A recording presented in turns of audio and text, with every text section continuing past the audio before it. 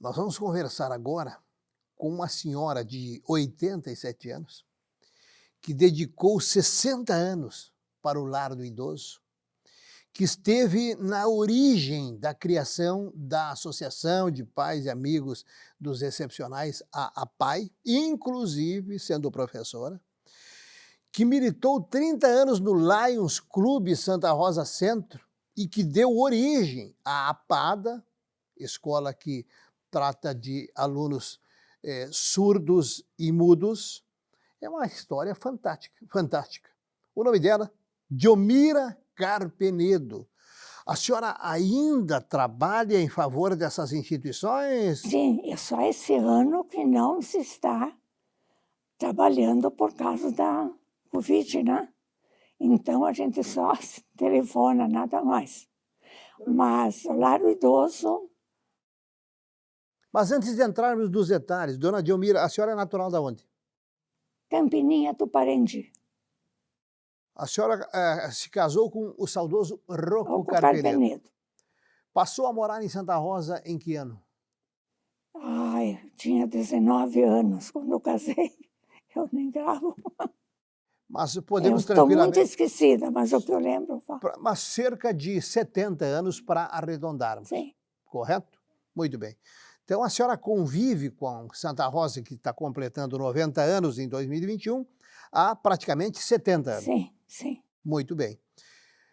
O primeiro movimento que a senhora integrou como voluntária foi o Lar do O Idoso. lar, não. Primeiro, sim, lar do idoso, depois o Lions e a PAI. Vamos começar pelo Lar do Idoso. Que memórias, que lembranças a senhora tem de 60 anos atrás? Eu lembro, só que ainda não trabalhava quando o Lavarda, do Lions Club, e a prefeitura compraram aquele terreno para o lar do idoso. Porque a dona Mirina Entes, a dona Ida Lovato e uma senhora do Coronel passavam lá em casa, elas colhiam quilos para levar numa casinha que fizeram de madeira lá, que tinha 6 idosos nos fundos do Hospital de Caridade. Então, eu logo não frequentei, mas sempre colaborei. Né? A partir de quando o Lar do Idoso foi edificado no local onde está, na rua Bem-vindo Giordani? Sim, me parece que foi festejado 70 anos. Resgate para nós memórias daquele começo de trabalho. Bom, aquele começo eu não trabalhei, só Não, a partir lembro que da sua ajudava. participação. Tá?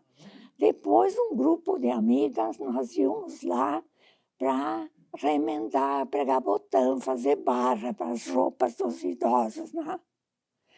E aí, depois, mais tarde, que eu entrei, era assim, como dama de caridade para poder votar o dia que seria trocado a diretoria. Vamos frisar que a Associação das Damas de Caridade é a instituição mantenedora do Lar do Idoso, antigamente chamado de asilo de velhos, depreciativo, né? Sim, sim. Bem, quando, por exemplo, que queimou aquela parte da frente, que eu comecei a trabalhar com a presidenta e eu era vice-presidente. Aí nós ficamos uns 3 meses com uma cozinha embaixo de uma barraca, 20 idosos estavam deitados na capela, uns aqui no Abosco e uns no quartel, que foi roubo, né? Que foi feito e botaram fogo. Muito bem, pode continuar. Quantos idosos eram abrigados naquele período? Naquela época eram 120. Hoje tem 60 e poucos, nem sei certo quantos tem. Tá. Essa redução de 120 para 60 foi uma intervenção do Ministério Público, porque não dá para um prédio abrigar idosos sem oferecer as devidas condições de saúde, de lazer, de convívio. Podemos, continuamos no Lar do Idoso, ou o senhor tem mais alguma lembrança? Não, o lar do idoso ainda assim. Depois que queimou, foi construído toda aquela parte dos fundos, reformada à frente. Daí, nós queríamos, assim, ó, cercar todo o terreno, por causa de muito roubo que acontecia lá. Aí eu fui lá no Valdir, meu sobrinho, e ele cedeu todo o material para nós pagar por mês os poucos que nós podíamos fazer isso. E daí se fechou, aí aquela casinha de madeira no fundo foi tirada naquela época, né? E aí começamos a trabalhar. E agora, faz o quê? 2 anos, 3, que o promotor queria que nós fizéssemos cada 3 dormitórios, um banheiro no meio. Mas como eram muitos idosos e caminhavam mal, em muleta e cadeira de roda, eu falei para a presidente, na diretoria, assim, nós conversando, olha aqui, nós temos esses terrenos ali do lado, por que nós não tentamos, em vez de reformar o barulho, a sujeira para os idosos, vamos tentar construir mais uma parte, que já está pronta, né? Daí, eu fui à procura com a presidente falar com o Valdir, outra foi ver nas lojas qual preço nos fariam do material, a outra foi ver de um profissional engenheiro, e até foi o Matiasi que aceitou fazer. Jaime Matias. É. E aí, o Abdul Nasser já tinha feito com os comerciantes para pagar por mês, não me lembro se era R$ 200. E aí nós começamos com aquela construção. Foi muito difícil, a gente não entendeu. Por exemplo, sou uma primária do 4º ano, mas as outras que mais podiam ir à procura de leis e coisas. Tivemos que passar o terreno no nome da prefeitura, e a prefeitura ficou como governante, ou dona, não lembro mais como, até 20 anos. Daí o Terra nos mandou um bom dinheiro, né? Acho que era 16 milhões, mas ainda o ano passado estava no banco. Não se deu para legalizar. Mas aí com as doações e coisa, está pronto, só não inauguramos, mas já está sendo usado. Muito bem. 2 nomes citados, Valdir Carpenedo, diretor estadual da Fiergs durante muitos anos, presidente da CISAP e hoje o maior empresário de Santa Rosa. E o Terra, o Osmar Terra, que atuou também como prefeito na época daquele incêndio e agora recentemente como deputado federal. Dona Delmira, como é que foi o surgimento da nossa APAI, que hoje atende cerca de 240 crianças da região? Eu tive o meu filho, que teve uma disritmia cerebral. Aí nós começamos a andar de hospital em hospital, eu e meu marido, e ninguém descobria nada. Aí chegamos num hospital que o médico disseram lá, ele chorava muito, pôs bolsa de gelo na cabeça 12 dias, e aí ele passou a ter convulsões. Aí nós se assustamos. Aí fomos para Porto Alegre, conversamos com um dos melhores que nos comunicou na época, os neurologistas, fez tudo que foi exame. Ele chegou e disse para mim, mãe, tudo foi feito errado. O que eu posso fazer é só receitar para as convulsões. Aí voltemos, começamos a tratar coisa. Ele não caminhava, ele nunca falou. Ele entendia, mas não falava. Daí, mais tarde, voltamos para lá novamente. Aí o doutor Concha nos indicou uma clínica de reabilitação, que ele já tinha estado por causa da filha dele. Nós fomos lá. Aí eu fiquei lá com meu filho 12 dias, praticando os exercícios que tinha que ser feito, né? E lá eu fiquei com medo de voltar sozinha. Tinha exercício imitando natação, precisava 5 pessoas. Quando falei nos últimos dias com uma pessoa que trabalhava lá há anos, convidei para ela vir junto comigo, que eu ia pagar ela muito bem, para me ajudar a passar para os outros, que na época era uma novidade, né? Aí ela veio, então eu comecei com a filha do Serafim, a Kochler, e uma Dircinha, não lembro, uma moreninha, que hoje já é falecida também, lá em casa. Tá, trabalhamos em casa quase 9 meses. Aí um dia eu saí com os filhos no carro, no 34, e essa moça encontrei a professora Celina Lunardi Vibichinski. O que é isso, toda essa gente? Ela me disse, sim, essa moça está me ajudando no Rudimar. Ela disse, mas para aí, Edilmira, o Rudimar tem direito, uma prof também, uma escola. Vamos lá falar com o prefeito Arno Pires, na época. Ele foi muito pronto, não sabia onde mandar, o que fazer. De repente, ele chamou o secretário de Educação, se eu não me engano, era o seu Jovelli. Nina Merlin, já é falecida, que nós pagamos particular, porque a Celina disse assim, ela é professora, é mãe de 2 filhas, ela vai ter paciência com vocês. E outra, a prefeitura não cedeu, começamos ali.